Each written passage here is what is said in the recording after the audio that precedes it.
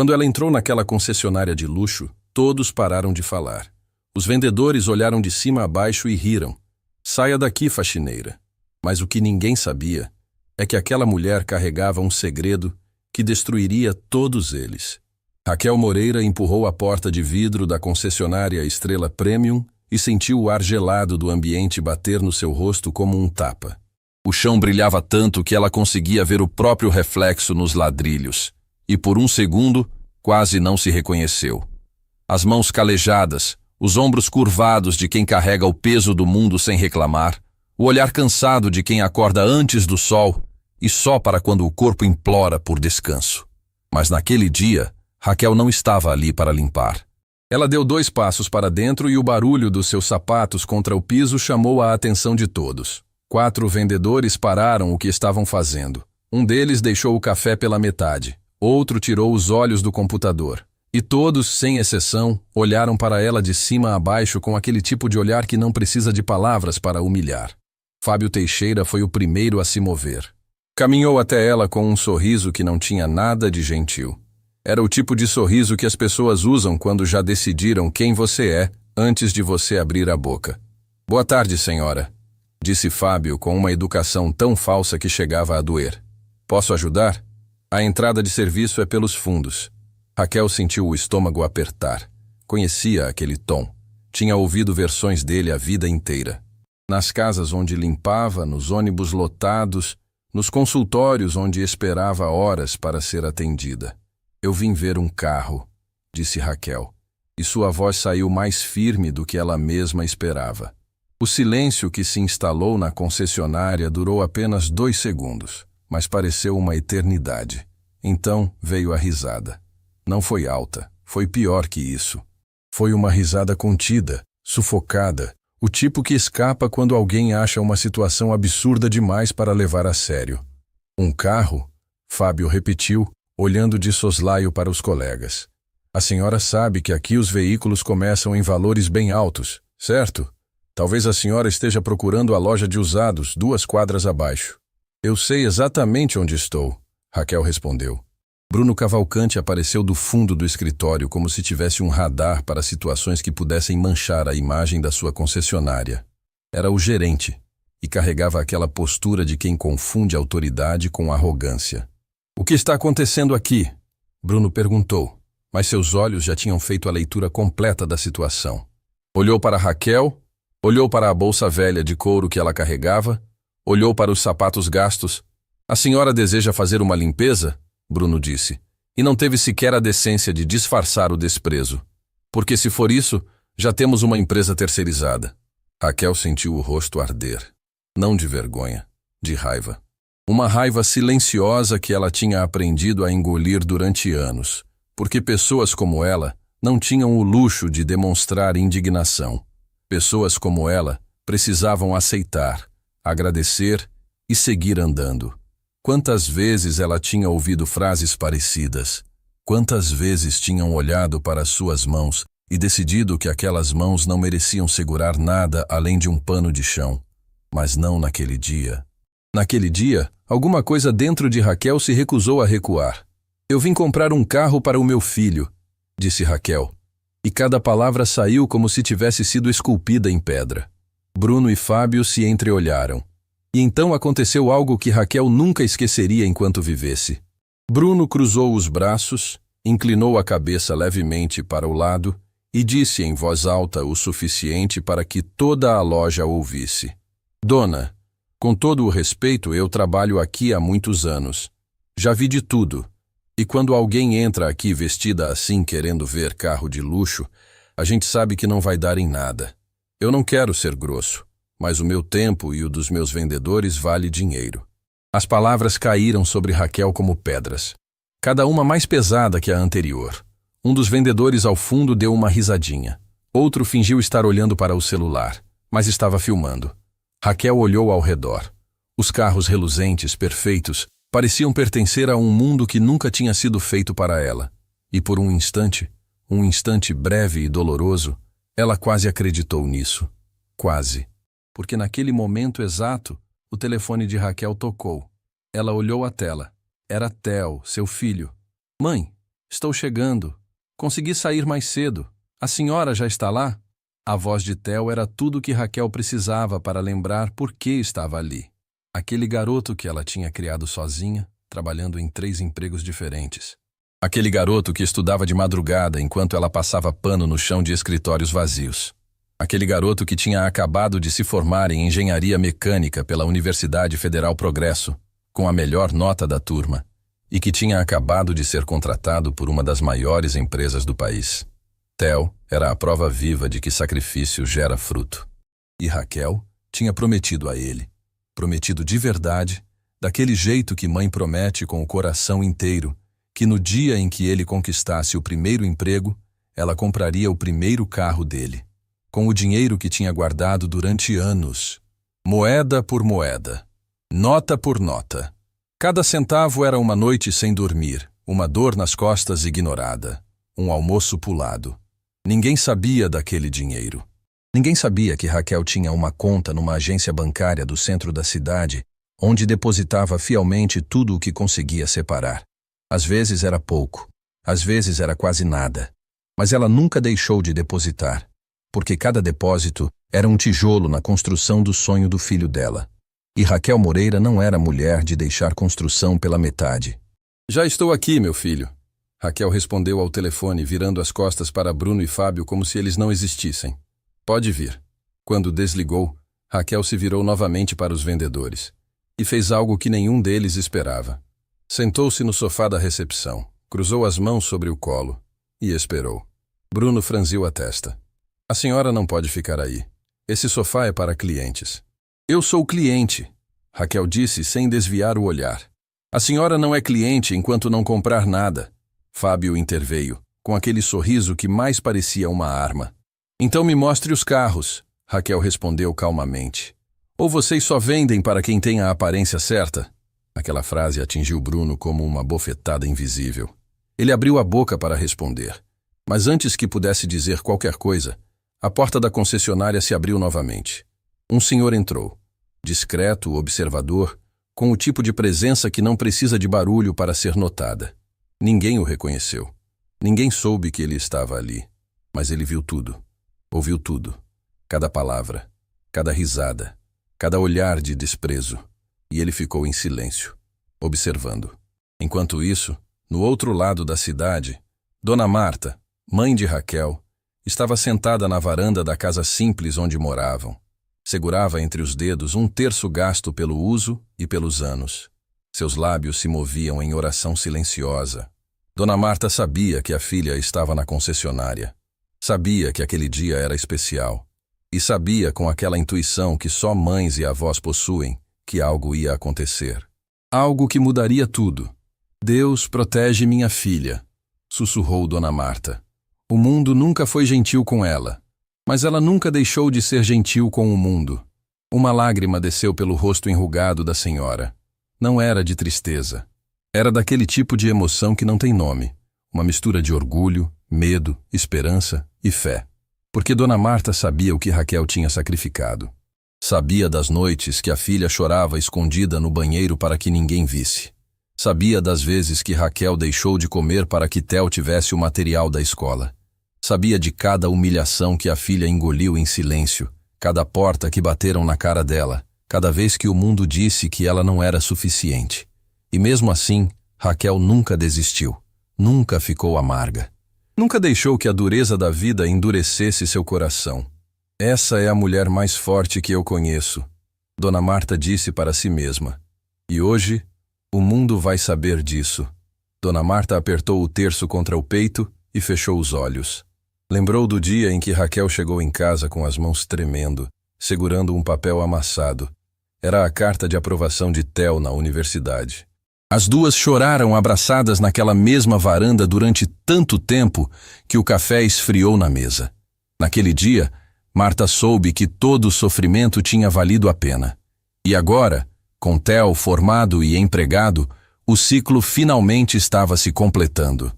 Vai dar tudo certo, minha filha, sussurrou para o vento, como se o vento pudesse levar suas palavras até a concessionária. Você merece. Vocês merecem. De volta à concessionária, Raquel permanecia sentada no sofá. Bruno e Fábio conversavam em voz baixa perto do balcão, claramente irritados com a presença dela. Os outros vendedores lançavam olhares de vez em quando, como se esperassem que ela desistisse e fosse embora a qualquer momento. Mas Raquel não ia embora. Cada segundo que passava ali, sentada naquele sofá, que supostamente não era para ela, era um ato de resistência silenciosa. Era Raquel dizendo ao mundo, sem usar uma única palavra, que ela pertencia a qualquer lugar onde decidisse estar. Então a porta se abriu mais uma vez. O som chamou a atenção de todos. Bruno descruzou os braços. Fábio virou a cabeça.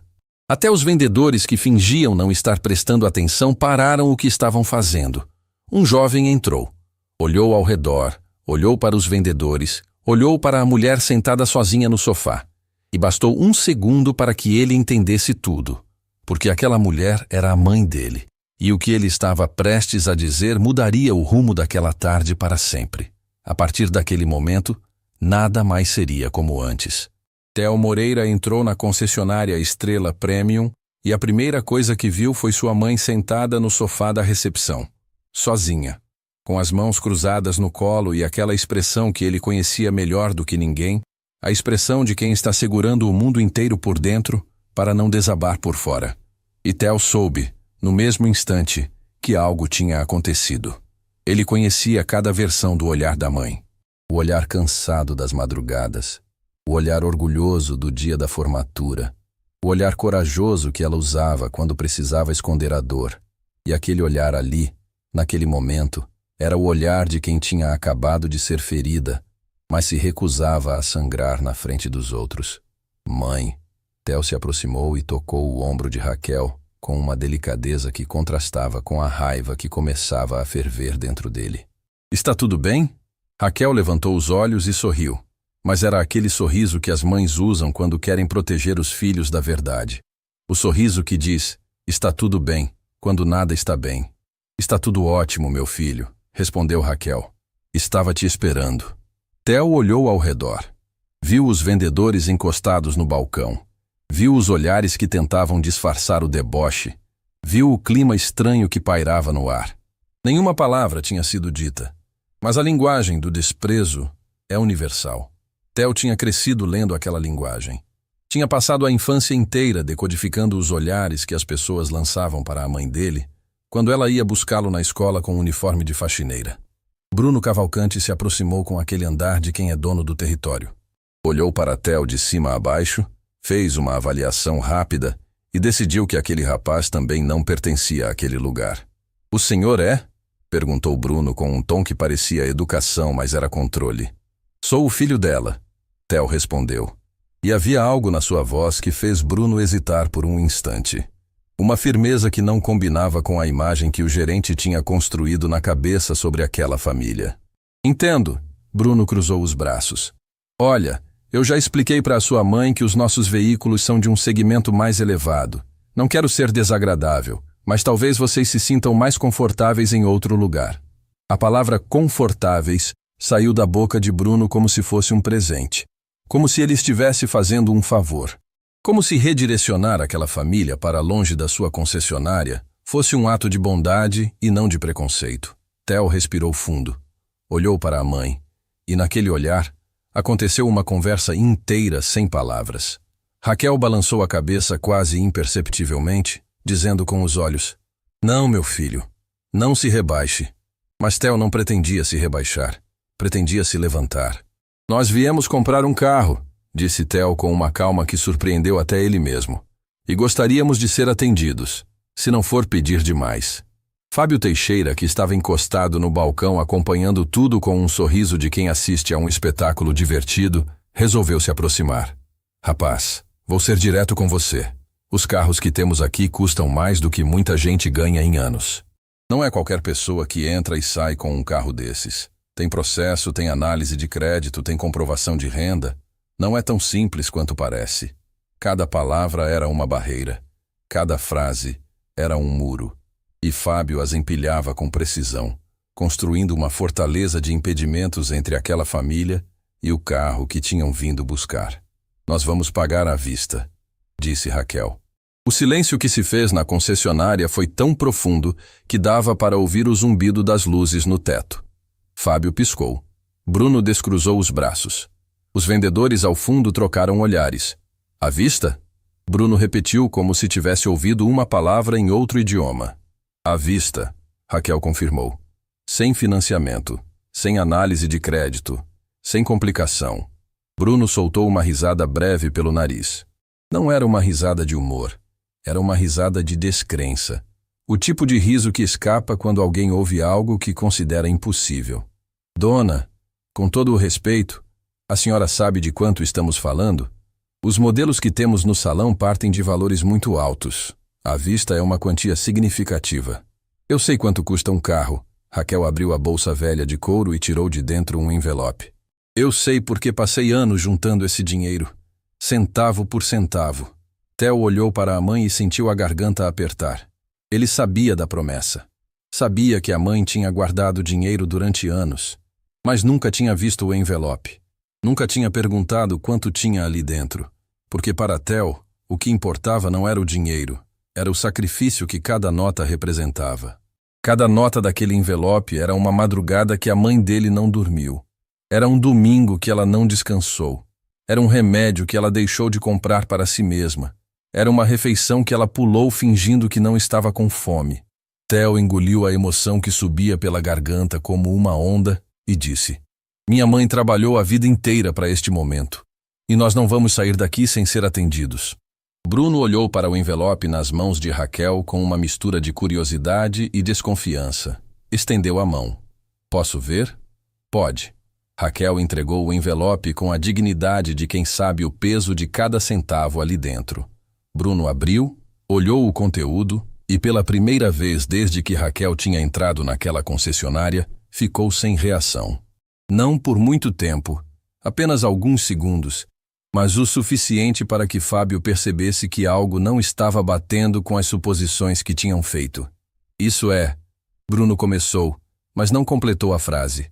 Fechou o envelope e devolveu para Raquel. É suficiente? Raquel perguntou, olhando diretamente nos olhos de Bruno. Bruno pigarreou, ajeitou a postura. E então fez algo que revelou exatamente quem ele era por dentro. Olha, dona, mesmo que a senhora tenha o valor, eu preciso verificar a procedência desse dinheiro. A gente não pode aceitar qualquer quantia que aparece assim do nada. A senhora entende, né? Procedimento padrão. A frase soou profissional. Soou razoável. Mas Raquel ouviu o que estava por trás das palavras. O que Bruno estava realmente dizendo era: de onde uma faxineira tiraria esse dinheiro? A desconfiança era pior que o deboche, porque o deboche dói e passa. A desconfiança mancha. A desconfiança transforma a honestidade de uma vida inteira em suspeita. Theo deu um passo à frente. O senhor está insinuando que o dinheiro da minha mãe não é limpo? Não estou insinuando nada. Bruno levantou as mãos.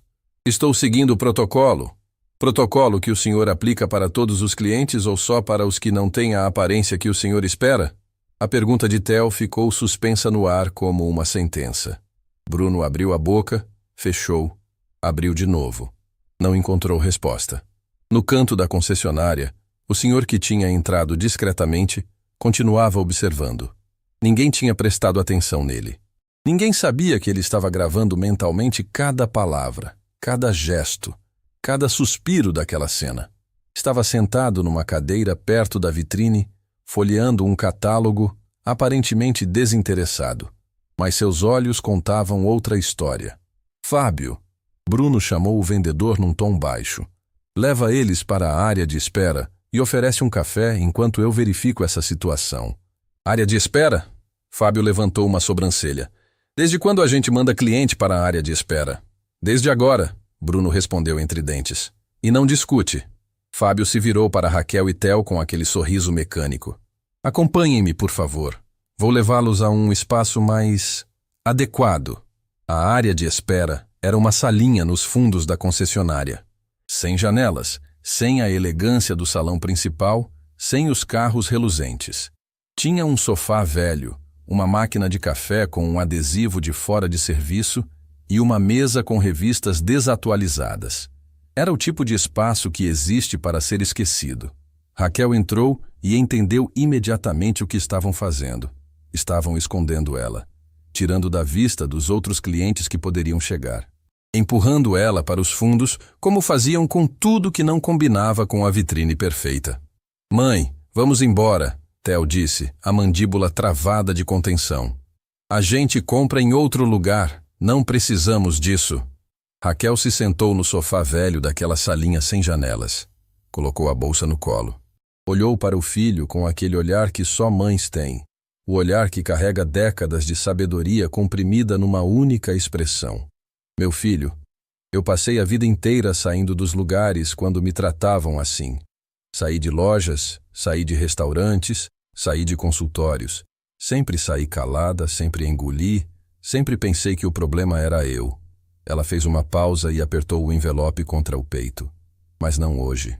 Hoje eu tenho o dinheiro. Hoje eu tenho o direito. E se eles não querem me atender com dignidade, então o mundo vai saber o que acontece nesta concessionária. Theo olhou para a mãe e viu algo que nunca tinha visto antes. Não era raiva. Não era tristeza. Era uma determinação tão profunda que parecia vir de um lugar anterior à própria Raquel.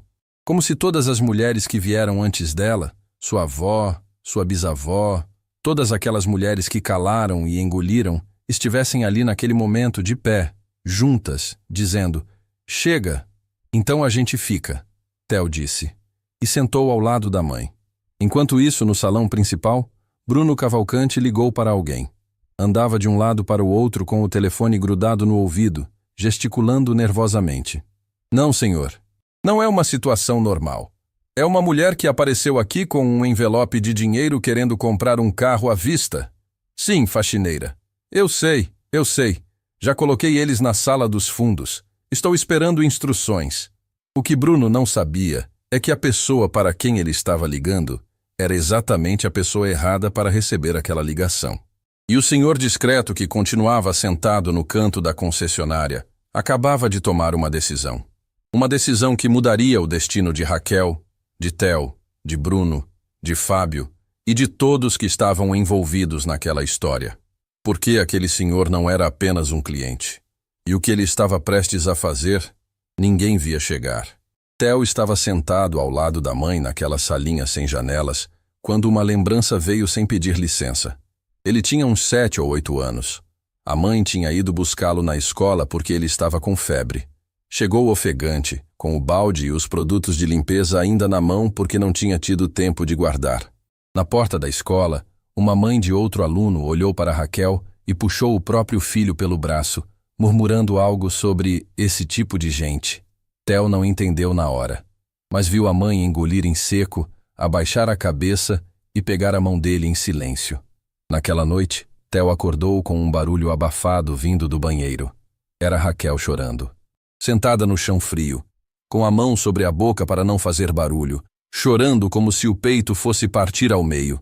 Theo nunca contou o que tinha visto, nunca perguntou por quê, mas prometeu a si mesmo naquela noite que um dia a mãe dele nunca mais ia precisar chorar escondida. E agora, sentado naquela sala dos fundos de uma concessionária que os tratava como se fossem invisíveis, Theo sentiu os olhos arderem.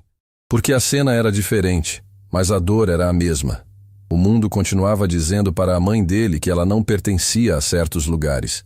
E Raquel continuava engolindo, resistindo, se segurando. Mãe, Theo disse baixinho, eu não vou deixar isso ficar assim.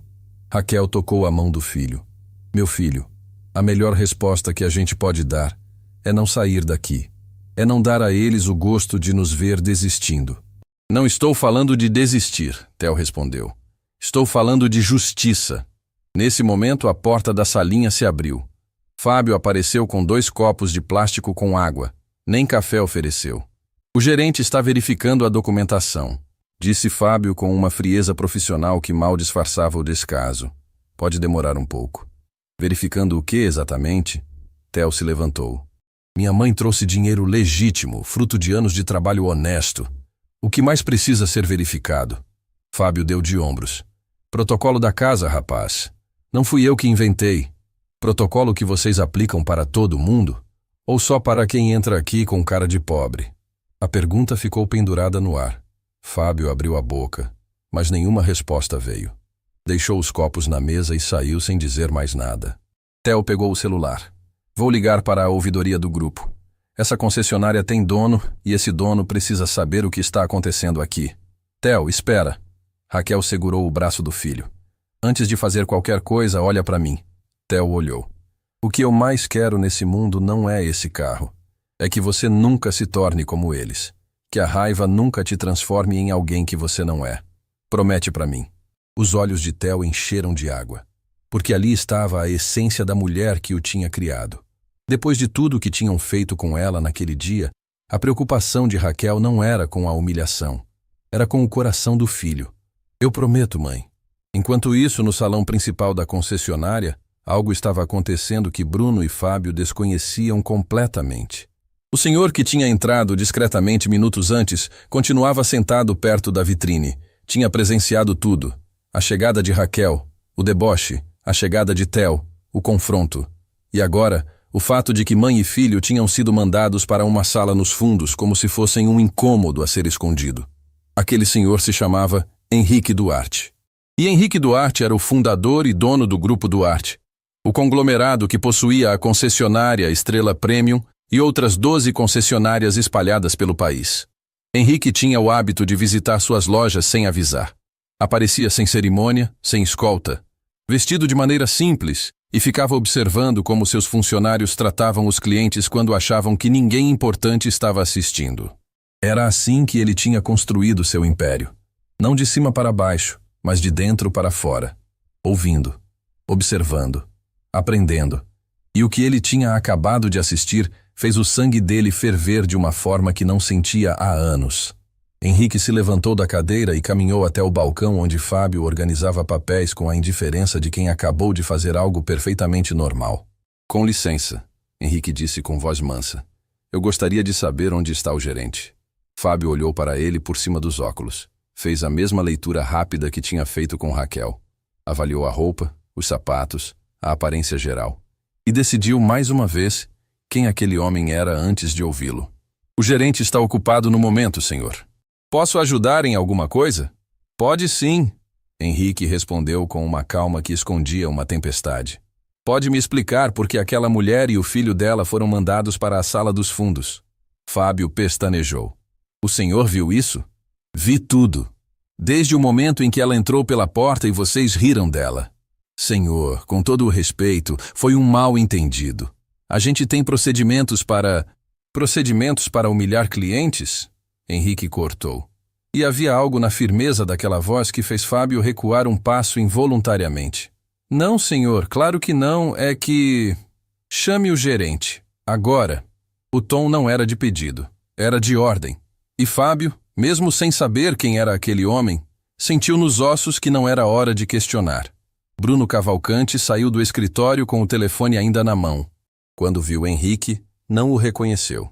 Nunca tinha se dado ao trabalho de conhecer pessoalmente o dono do grupo. Resolvia tudo por e-mail, por relatório, por intermediários. Para Bruno, o dono era apenas uma assinatura no final de memorandos. Boa tarde, senhor. Em que posso ajudar? Bruno estendeu a mão com aquele sorriso automático de gerente. Henrique não apertou a mão. Apenas olhou nos olhos de Bruno com uma intensidade que fez o gerente baixar o braço lentamente. Me leve até a sala onde o senhor escondeu aquela mulher e o filho dela. Escondeu? Bruno forçou uma risada. Senhor, ninguém escondeu ninguém. Eles estão numa sala de espera enquanto a gente processa. Me leve até eles. Henrique repetiu. E dessa vez não havia espaço para argumentação. Bruno engoliu em seco. Alguma coisa naquele homem o incomodava profundamente, mas ele não conseguia identificar o quê. Guiou Henrique pelo corredor até a sala dos fundos. Quando a porta se abriu, Raquel e Theo levantaram os olhos. Viram Bruno, viram o senhor desconhecido e não entenderam o que estava acontecendo. Henrique olhou ao redor. A sala sem janelas, os copos de plástico com água, as revistas velhas, o sofá desgastado.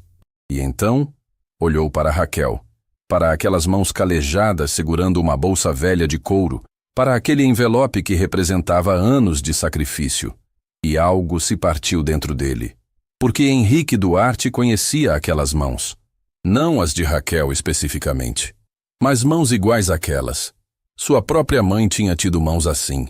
Mãos rachadas de lavar roupa, de esfregar chão, de limpar a casa dos outros para colocar comida na mesa. Mãos que o mundo nunca respeitou o suficiente. A senhora é a cliente que veio comprar um carro? Henrique perguntou a Raquel com uma gentileza que contrastava violentamente com tudo que ela tinha ouvido naquela concessionária até aquele momento. Raquel assentiu. Sou. Mas pelo visto, esse não é um lugar para gente como eu. A senhora está errada, Henrique disse, e sua voz tremeu levemente. Esse lugar existe por causa de gente como a senhora. Bruno franziu a testa. Desculpe, senhor, mas quem é o senhor? Henrique se virou para Bruno. E então, com a mesma calma com que tinha observado tudo durante a última hora, disse 4 palavras que fizeram o chão sumir debaixo dos pés do gerente. Eu sou Henrique Duarte. O silêncio que se fez foi ensurdecedor. Bruno arregalou os olhos. A cor sumiu do rosto dele como se alguém tivesse puxado o plugue. Sua boca abriu, fechou, abriu de novo. Senhor Duarte? O senhor? O dono do grupo inteiro, Henrique completou. Incluindo esta concessionária, incluindo o seu cargo, incluindo o emprego de todos que trabalharam hoje para humilhar esta mulher. Bruno começou a gaguejar. Senhor Duarte, eu posso explicar, foi tudo um... Não. Henrique levantou a mão. O senhor já explicou o suficiente quando mandou uma cliente para essa sala, quando riu dela, quando questionou a origem do dinheiro dela, quando tratou essa mulher como se ela fosse menos do que qualquer outro ser humano que entra nessa loja. Raquel olhava a cena sem conseguir processar o que estava acontecendo. Theo segurava a mão da mãe com força, os olhos arregalados. Naquele exato momento, no outro lado da cidade, Dona Marta abriu os olhos. O terço ainda estava entre os dedos. E sem saber explicar por que, sorriu. Um sorriso molhado de lágrimas, daqueles que nascem quando a fé encontra a resposta. Obrigada, sussurrou Dona Marta, olhando para o céu. Obrigada. De volta à concessionária, Henrique se virou para Raquel. Senhora, peço desculpas em nome de toda a minha empresa pelo que aconteceu aqui hoje. Isso não representa quem nós somos e não representa quem eu quero que nós sejamos. Raquel olhou para aquele homem. E pela primeira vez naquele dia sentiu que alguém estava olhando para ela de verdade. Não para a roupa, não para os sapatos, não para as mãos calejadas. Para ela. Obrigada, Raquel disse, e a voz finalmente tremeu. Mas Henrique não tinha terminado. Longe disso. Porque o que ele estava prestes a fazer não seria apenas um pedido de desculpas. Seria uma lição que Bruno Cavalcante, Fábio Teixeira e todos naquela concessionária jamais esqueceriam. E para Raquel, seria a prova de que a oração de Dona Marta tinha sido ouvida. Henrique Duarte permaneceu de pé no meio daquela sala sem janelas, olhando para Bruno com o tipo de silêncio que machuca mais do que qualquer palavra. Bruno, por sua vez, estava em estado de pânico controlado. Seus olhos iam de Henrique para Raquel, de Raquel para Theo e de volta para Henrique, como se procurasse uma saída que não existia. Senhor Duarte, eu preciso explicar o contexto. Bruno começou, a voz tremendo na borda de cada sílaba. A senhora chegou sem agendamento, sem indicação, e nós temos protocolos de segurança financeira que exigem... Protocolos. Henrique repetiu a palavra como se ela tivesse gosto amargo. O senhor mandou essa mulher para uma sala sem janelas e chamou isso de protocolo. Era uma medida de precaução enquanto... Enquanto o quê? Henrique deu um passo à frente. Enquanto o senhor ligava para alguém? Porque eu vi o senhor no telefone, Bruno. Vi o senhor andando de um lado para o outro, gesticulando nervoso. Para quem ligou? O rosto de Bruno perdeu a última gota de cor que ainda restava. A pergunta era uma armadilha, e ele sabia. Qualquer resposta seria usada contra ele.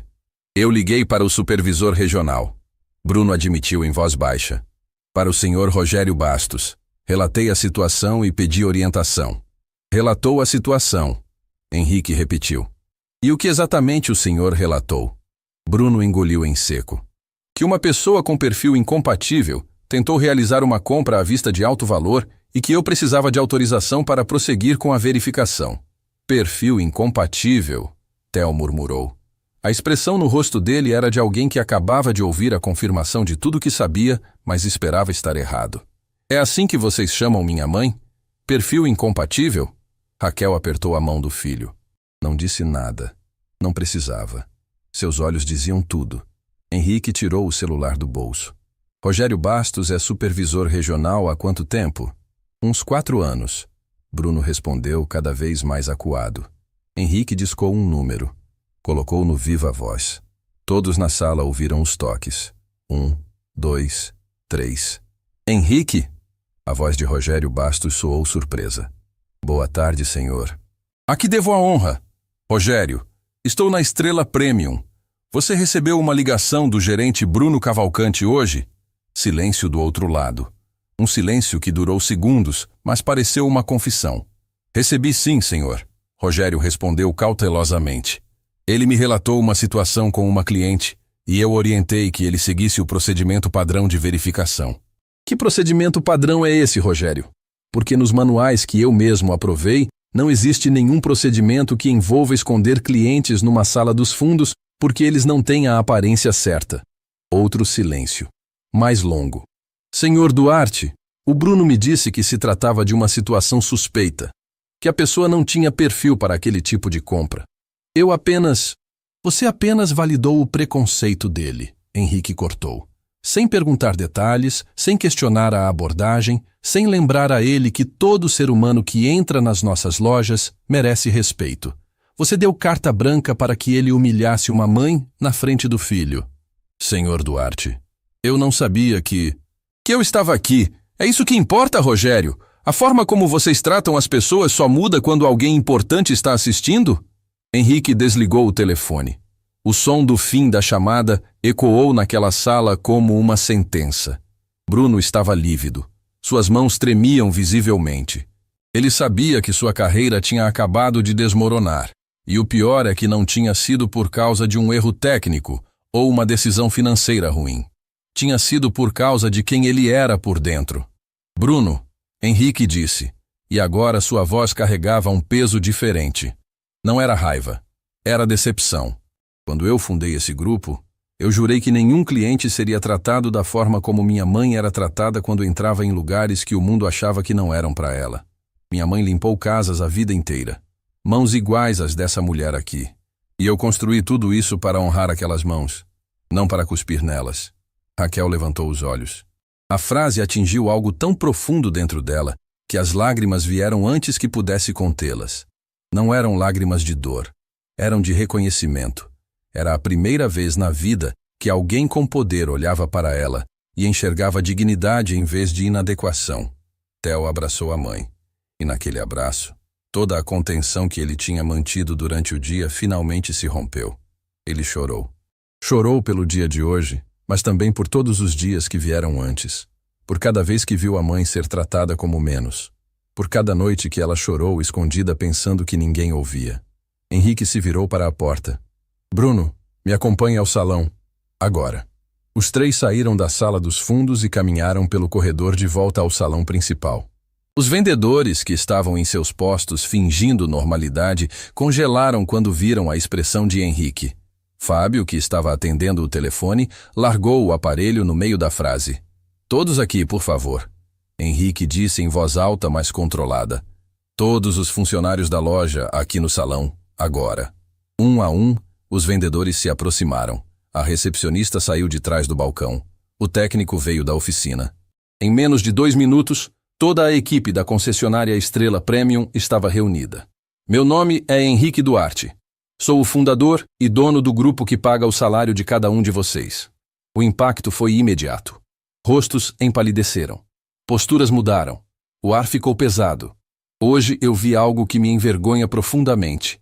Henrique continuou. Vi uma mulher entrar nesta loja querendo comprar um carro para o filho. Uma mãe que trabalhou anos para juntar esse dinheiro. E vi vocês rirem dela. Vi vocês mandarem ela para uma sala escondida. Vi vocês questionarem a origem do dinheiro dela sem nenhuma base, nenhuma razão, a não ser o preconceito. Ninguém respirava. E vi algo pior ainda. Henrique se virou diretamente para um dos vendedores ao fundo. O rapaz que no início de tudo tinha filmado Raquel com o celular. Vi um de vocês filmar essa mulher sendo humilhada, como se o sofrimento dela fosse entretenimento. O vendedor, que se chamava Diego Fonseca, sentiu as pernas fraquejarem.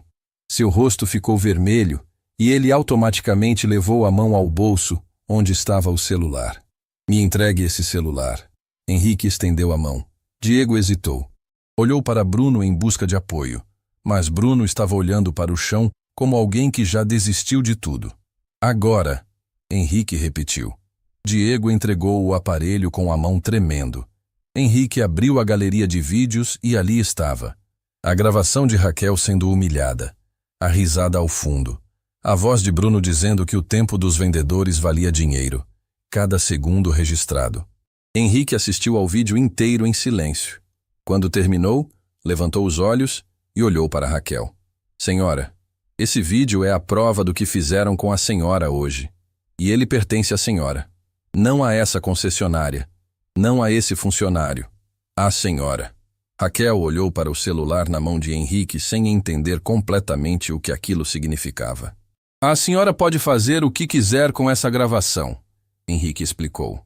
Pode levar às autoridades, pode levar à imprensa, pode usar como bem entender, porque a senhora tem todo o direito. Eu não quero destruir ninguém, Raquel disse com uma serenidade que surpreendeu a todos. Eu só queria comprar o carro do meu filho. Aquela frase caiu sobre o salão como uma avalanche silenciosa. A simplicidade dela, a pureza.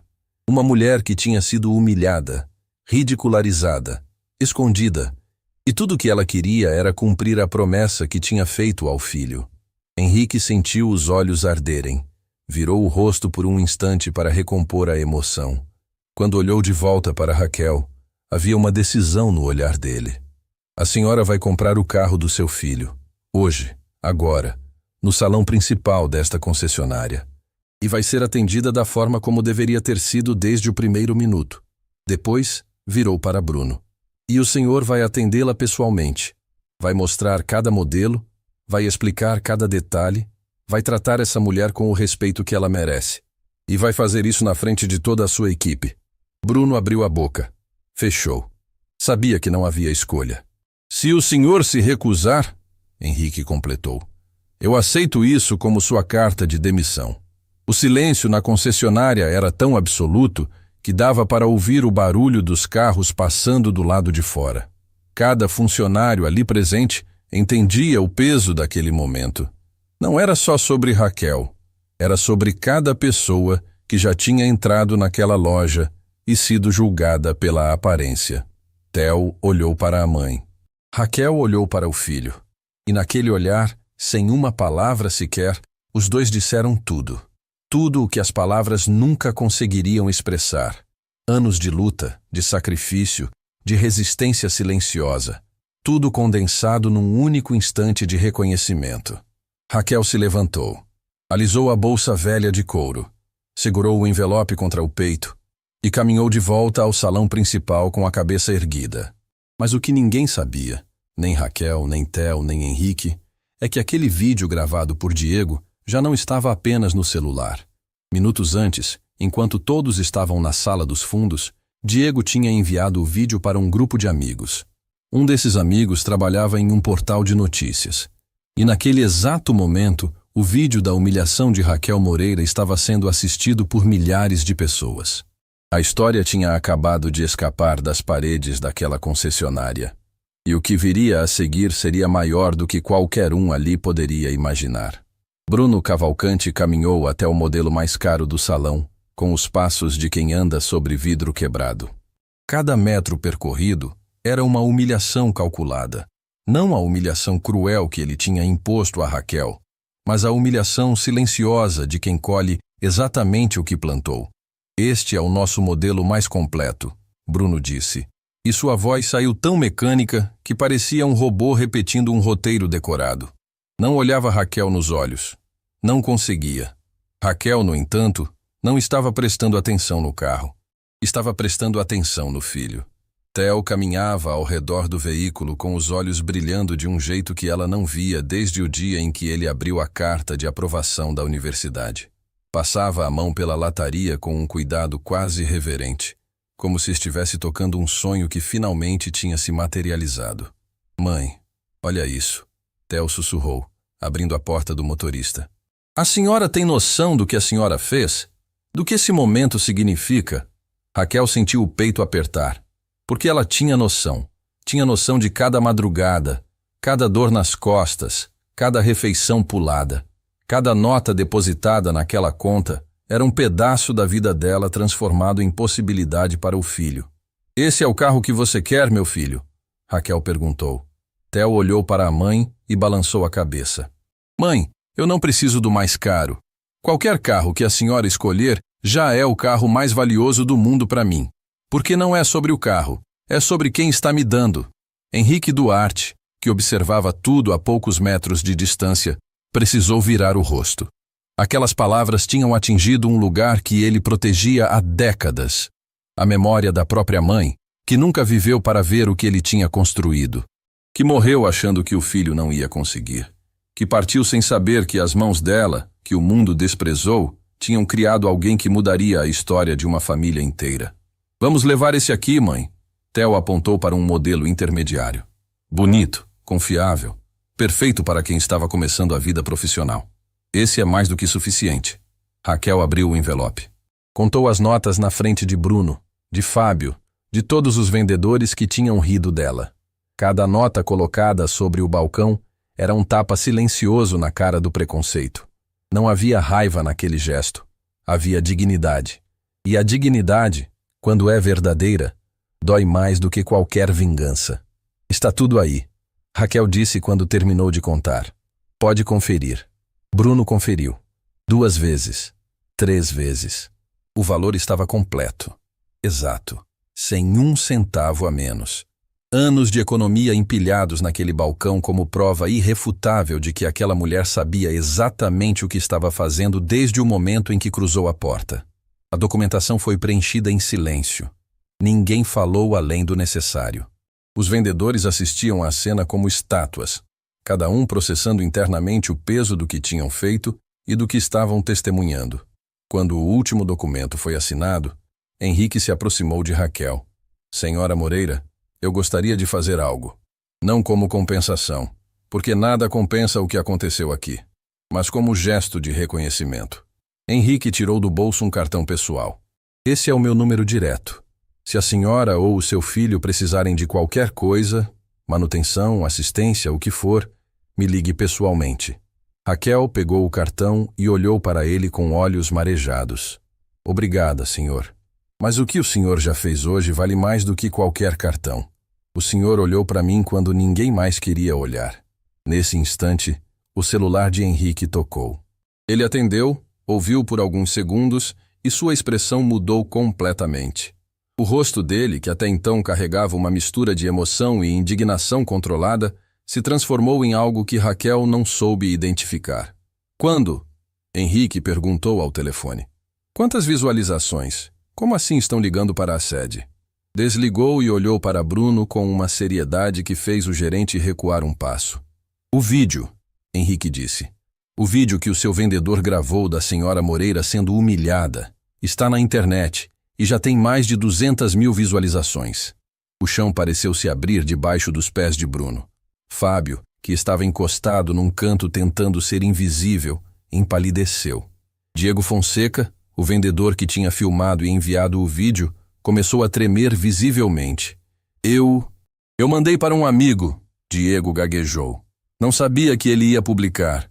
Foi uma conversa privada, eu juro. Eu não queria. O senhor não queria o quê? Henrique se virou para Diego com uma calma que era mais assustadora do que qualquer grito. Não queria que o mundo visse o que vocês fizeram? Não queria consequências? O senhor filmou uma mulher sendo humilhada e mandou para os amigos como se fosse uma piada. E agora está com medo porque o mundo está assistindo. Diego não conseguiu responder. Encostou-se na parede como se as pernas não o sustentassem mais. Theo pegou o celular e abriu o portal de notícias. Ali estava. O vídeo completo. O título da matéria fez o estômago de Raquel afundar. Faxineira é humilhada em concessionária de luxo ao tentar comprar carro para o filho. Abaixo do vídeo, milhares de comentários. Raquel não queria ler, mas seus olhos foram atraídos como ímãs. Essa mulher é uma heroína. Quero o nome dessa concessionária. Alguém identifica esses vendedores. Essa mãe representa todas as mães que já foram humilhadas. Raquel largou o celular de Theo como se queimasse. Eu não quero isso. Sua voz saiu pequena, quase inaudível. Eu não vim aqui para virar notícia. Vim comprar o carro do meu filho. Theo abraçou a mãe. Eu sei, mãe. Eu sei. O telefone da concessionária começou a tocar sem parar. Uma chamada atrás da outra. Jornalistas, clientes indignados, curiosos. A recepcionista atendia e desligava, atendia e desligava, cada vez mais nervosa. Henrique se posicionou no centro do salão. Escutem bem todos vocês. A partir de agora, ninguém fala com a imprensa. Ninguém dá declaração. Ninguém posta nada. Eu vou cuidar dessa situação pessoalmente. Depois se virou para Raquel. Senhora Moreira, sei que não era isso que a senhora queria. Mas preciso ser honesto. Esse vídeo já não está mais sob controle de ninguém. Vai crescer. E quando crescer, vão querer falar com a senhora. Vão querer entrevistar a senhora. Vão querer transformar a sua dor em conteúdo. Raquel olhou para Henrique com aquela sabedoria silenciosa que só vem de quem passou a vida inteira observando o mundo de um lugar que ninguém quer ocupar. Eu sei como essas coisas funcionam, senhor. A gente vira notícia por um dia e depois todo mundo esquece. Daqui uma semana, ninguém vai lembrar do meu nome. A senhora está errada, Henrique disse suavemente, porque eu não vou deixar que esqueçam. Não dessa vez. Antes que Raquel pudesse perguntar o que ele queria dizer, a porta da concessionária se abriu com força. Uma mulher entrou quase correndo, os olhos vermelhos de choro, a respiração descontrolada. Raquel! A voz era de desespero puro. Raquel se virou e o sangue gelou nas veias. Era Cláudia Ferreira, sua vizinha. A mulher que cuidava de Dona Marta quando Raquel estava trabalhando. A mulher que tinha as chaves da casa. A mulher que só sairia de lá em caso de emergência. Cláudia, o que aconteceu? Raquel se levantou de um salto, o coração disparando. É a Dona Marta! Cláudia segurava o celular com as mãos tremendo. Ela passou mal, Raquel. Passou mal de repente. A ambulância já está a caminho, mas você precisa ir agora. O mundo parou. O salão inteiro parou. Os carros reluzentes, os vendedores em silêncio, o vídeo viral, a humilhação, a vitória, tudo desapareceu. Tudo virou pó. Porque naquele instante, nada mais importava. Absolutamente nada. Minha mãe, Raquel sussurrou, e a palavra saiu carregando todo o peso do universo. Theo já estava com as chaves na mão. Vamos, mãe, agora. Raquel pegou a bolsa, aquela bolsa velha de couro que tinha carregado o envelope, que tinha carregado o sonho, que tinha carregado a dignidade dela durante todo aquele dia, e correu para a porta. Henrique se adiantou. Meu motorista está lá fora. Vai ser mais rápido. Eu levo vocês. Raquel não discutiu. Não havia tempo para orgulho. Não havia tempo para nada além de chegar até Dona Marta. Enquanto o carro de Henrique cortava o trânsito, Raquel apertava as mãos uma contra a outra no banco de trás. Theo ao lado, segurando o ombro da mãe com a firmeza de quem tenta ser âncora quando tudo está sendo levado pela correnteza. Ela estava bem de manhã, Raquel repetia, como se as palavras pudessem mudar a realidade. Estava rezando na varanda. Estava sorrindo. Estava bem. Ela vai ficar bem, mãe, Theo disse. Mas sua voz carregava aquela fragilidade que aparece quando a gente fala o que precisa ouvir, não o que sabe ser verdade. Raquel fechou os olhos. E a única coisa que conseguiu fazer foi repetir as mesmas palavras que Dona Marta tinha sussurrado naquela manhã, sentada na varanda, com o terço entre os dedos. Deus protege ela. O mundo nunca foi gentil com ela, mas ela nunca deixou de ser gentil com o mundo. Mãe rezando pela filha, filha rezando pela mãe, o mesmo coração, a mesma fé, a mesma esperança desesperada de que o amor fosse mais forte do que qualquer coisa que estivesse por vir. Quando o carro parou na frente da casa, a ambulância já estava lá, e a porta da casa estava aberta. Raquel desceu do carro de Henrique antes mesmo que o veículo parasse completamente.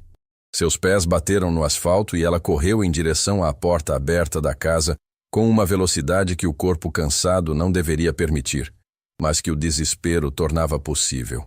A ambulância estava estacionada na frente. As luzes giravam em silêncio, sem sirene. E aquele silêncio era pior do que qualquer barulho, porque a sirene significa urgência.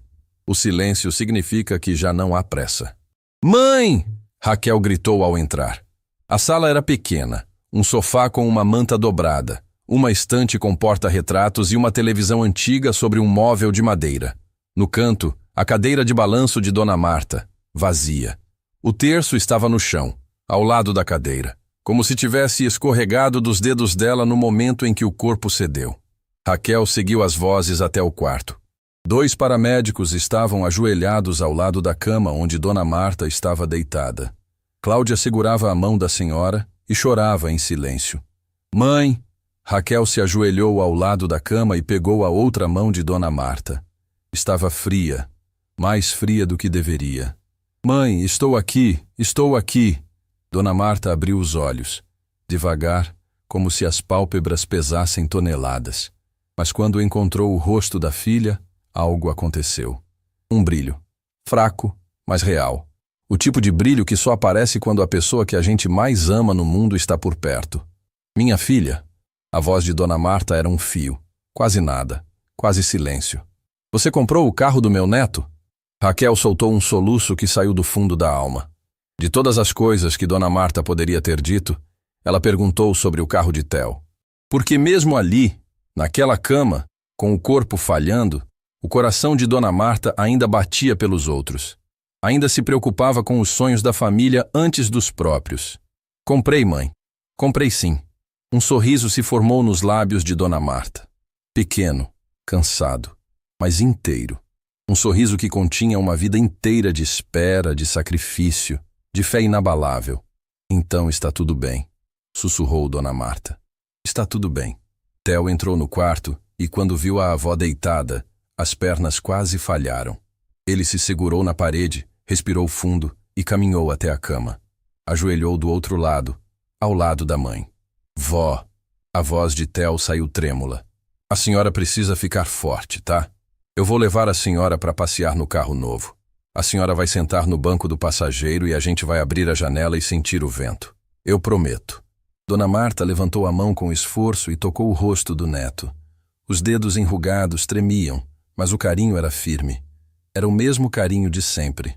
O mesmo toque que Theo sentia desde que era bebê. "Meu menino," Dona Marta murmurou. "Você virou um homem tão bonito. Sua mãe fez um trabalho lindo. Eu tenho tanto orgulho de vocês dois que meu peito não aguenta." "Então não aguenta quieta, vó. Aguenta comigo." "Aguenta com a gente." O paramédico tocou o ombro de Raquel com cuidado. "Senhora, precisamos levá-la ao Hospital Municipal Esperança.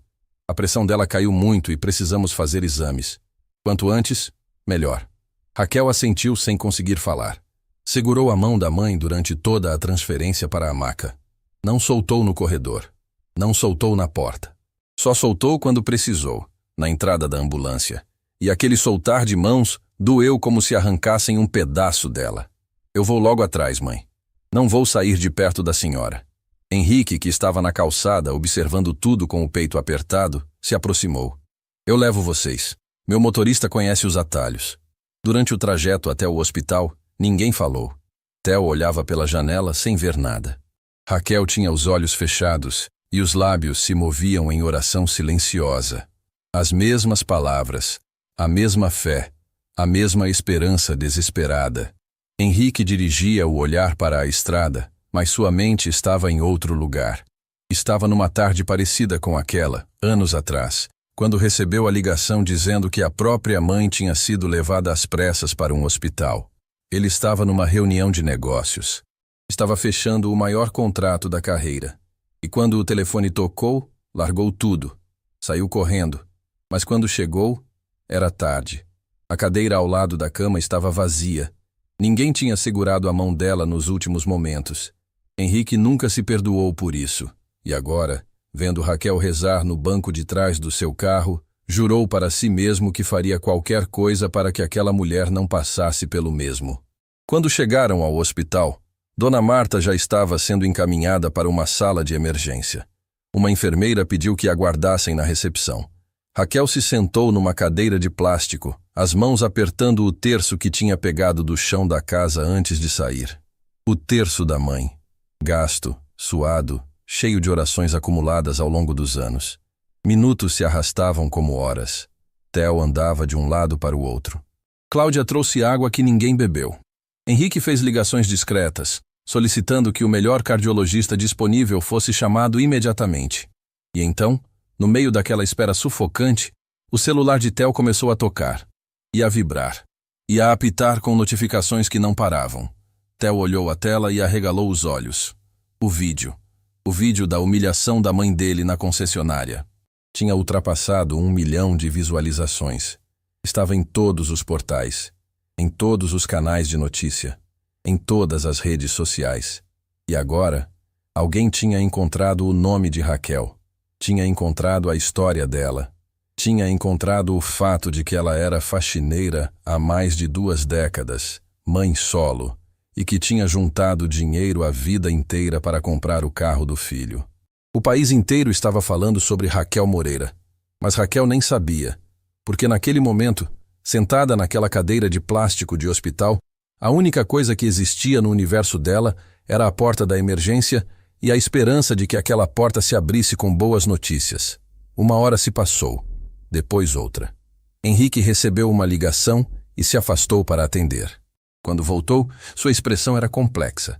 Uma mistura de preocupação com algo que Raquel não conseguiu decifrar. Raquel, ele se sentou ao lado dela. Preciso te contar uma coisa, mas primeiro preciso saber. Você está preparada para ouvir? Se for sobre minha mãe, me diga agora. Não é sobre a dona Marta. É sobre o que está acontecendo lá fora. Raquel olhou para ele sem entender. O vídeo da concessionária. Está em todo lugar. Milhões de pessoas assistiram. E está acontecendo algo que ninguém esperava. Eu não me importo com vídeo nenhum agora, Sr. Henrique. Eu sei. Mas precisa saber de uma coisa. O Bruno Cavalcante acabou de dar uma entrevista para um canal de televisão. Sem minha autorização. E o que ele disse? Henrique hesitou. O que ele disse? Theo se aproximou. Ele disse que a situação foi um mal-entendido. Que a sua mãe foi tratada com respeito e que o vídeo foi editado para parecer pior do que realmente foi. Disse que a concessionária segue os mais altos padrões de atendimento e que está avaliando medidas legais contra quem divulgou o vídeo. O sangue de Theo ferveu. Ele mentiu. Na televisão. Depois de tudo que fez, ele mentiu? Ele está tentando se proteger. Henrique disse com uma frieza controlada. Mas ele não sabe de uma coisa. O vídeo do Diego não é o único registro do que aconteceu hoje. Raquel levantou os olhos. Como assim? A concessionária tem câmeras de segurança em todos os ambientes. Salão, corredores, sala dos fundos, tudo gravado, tudo armazenado. E eu já solicitei que a equipe jurídica preserve cada segundo de gravação desse dia. Uma pausa pesada se instalou entre eles. Bruno Cavalcante pode mentir para as câmeras de televisão. Henrique continuou. Mas não pode mentir para as câmeras da minha loja. E quando a verdade vier à tona, e vai vir, ele vai responder por tudo, pelo que fez com a sua mãe e pelas mentiras que está contando agora. Antes que alguém pudesse responder, a porta da emergência se abriu. Uma médica saiu. Raquel se levantou tão rápido que a cadeira de plástico tombou atrás dela. Família de Marta Moreira? Sou filha dela, Raquel disse com a voz presa na garganta. A médica tirou os óculos e olhou para Raquel com uma expressão que não entregava nada.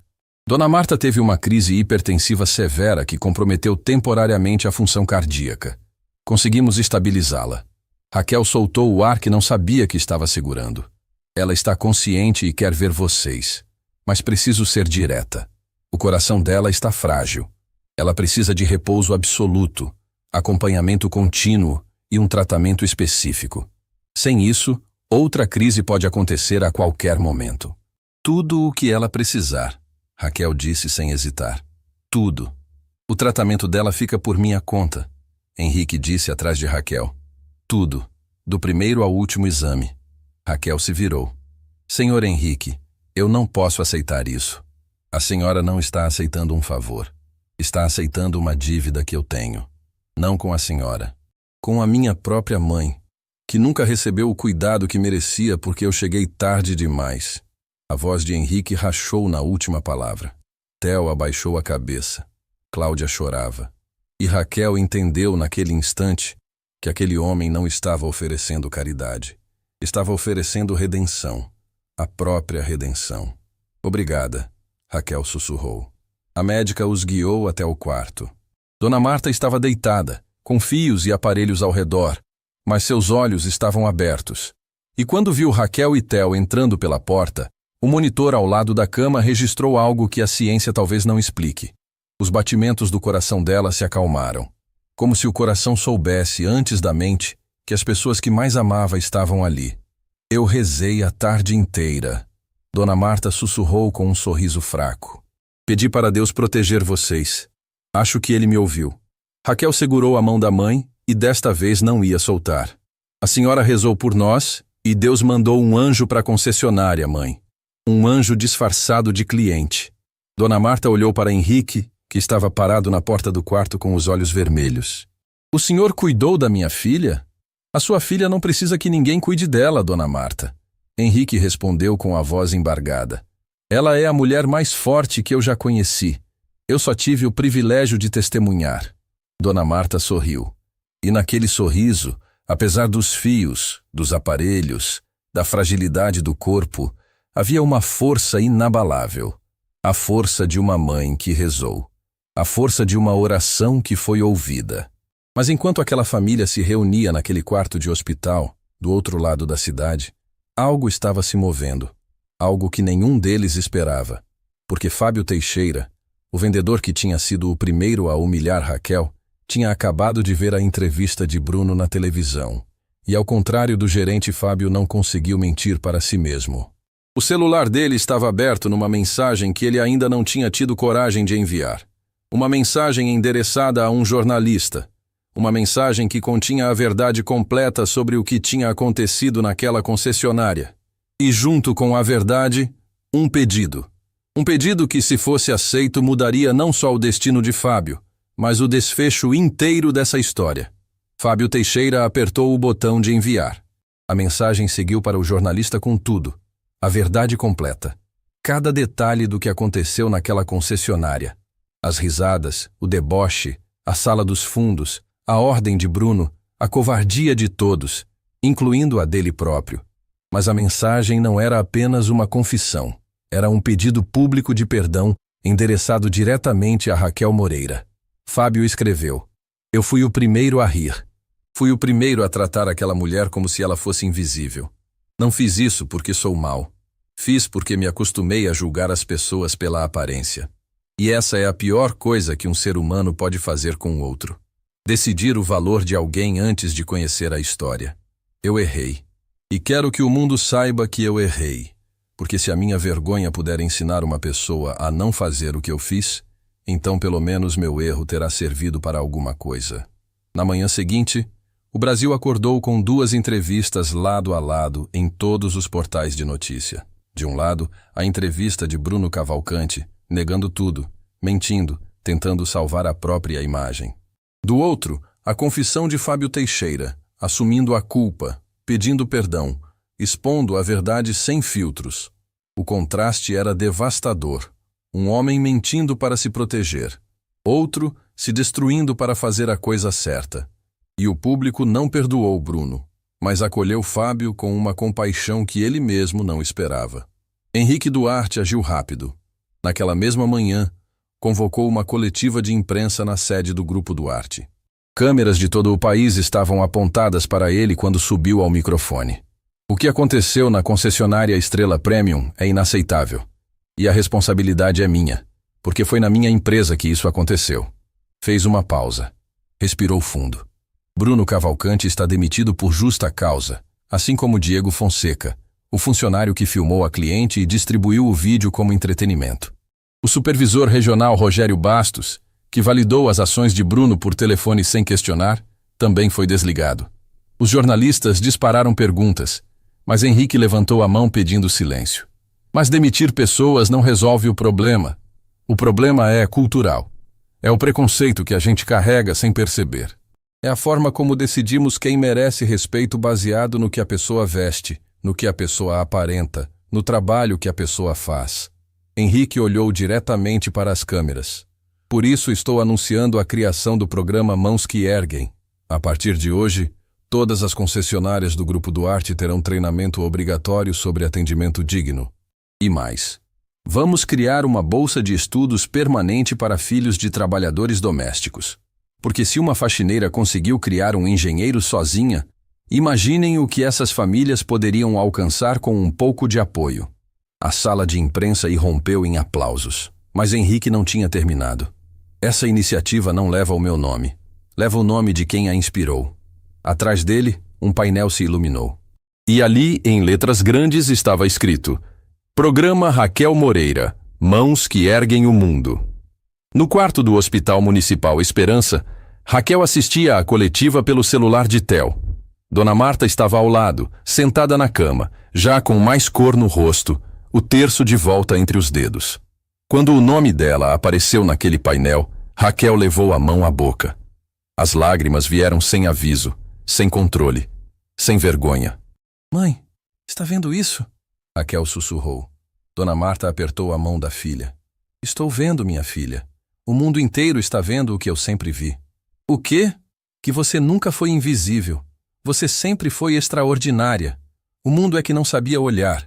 Theo abraçou as duas.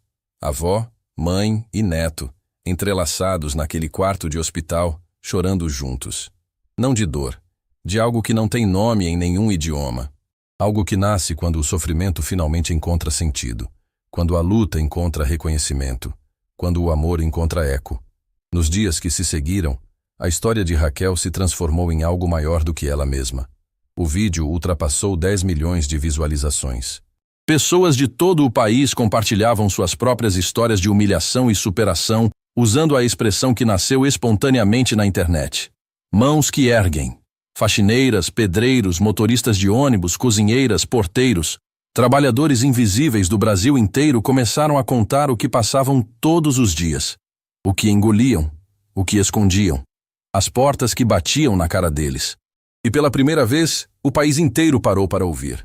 Fábio Teixeira recebeu centenas de mensagens. Muitas de ódio, sim, mas muitas outras de pessoas que reconheceram nele uma coragem rara. A coragem de admitir o erro publicamente e aceitar as consequências. Semanas depois, Fábio procurou trabalho voluntário em uma instituição que atendia famílias em situação de vulnerabilidade. Na primeira semana, uma senhora que lembrava a Dona Marta segurou as mãos dele e disse: Obrigada por estar aqui, meu filho. Fábio chorou como não chorava desde criança. Pela primeira vez, entendeu o que Raquel já sabia a vida inteira, que servir o próximo não diminui ninguém, engrandece. Bruno Cavalcante tentou processar o portal que divulgou o vídeo. Perdeu. Tentou conseguir emprego em outras empresas. Ninguém quis contratá-lo. O rosto dele ficou associado para sempre ao preconceito e à mentira. Mas o que mais destruiu Bruno não foi a demissão ou a fama negativa. Foi uma carta que recebeu semanas depois, da própria mãe dele. Uma carta curta que dizia: Eu limpei casas a vida inteira para te dar estudo. E você usou esse estudo para humilhar uma mulher que faz o mesmo trabalho que eu fiz. Eu te amo, meu filho, mas nunca senti tanta vergonha. Bruno leu aquela carta sentado no chão da sala vazia do apartamento que não conseguia mais pagar. E pela primeira vez, entendeu o tamanho do que tinha feito. Não porque perdeu o emprego, mas porque decepcionou a pessoa que mais se sacrificou por ele. A ironia era cruel e perfeita. Bruno tinha desprezado uma mãe faxineira sem se lembrar de que ele mesmo era filho de uma. Dona Marta se recuperou. Lentamente, com o tratamento que Henrique custeou integralmente, o coração dela foi ganhando força de volta. Não voltou a ser como antes. O médico disse que precisaria de cuidados pelo resto da vida. Mas Dona Marta não se queixou. Nunca se queixava. Apenas voltou para sua cadeira de balanço na varanda, com o terço entre os dedos, e continuou rezando. Rezando por Raquel, por Theo, por Henrique e até por Bruno. Porque Dona Marta acreditava que todo ser humano merece uma oração, especialmente aqueles que ainda não aprenderam a ser humanos. Theo começou seu novo emprego, e nas primeiras semanas Estacionou o carro que a mãe comprou na vaga reservada para ele na empresa. Todos os dias, antes de desligar o motor, ficava parado alguns segundos olhando para o volante. E todos os dias, sem exceção, sussurrava: "Obrigado, mãe." Henrique manteve sua palavra. O programa Raquel Moreira se espalhou para outras empresas. Em menos de um ano, mais de 200 bolsas de estudo foram concedidas a filhos de trabalhadores domésticos. A primeira turma de bolsistas se formou com honras.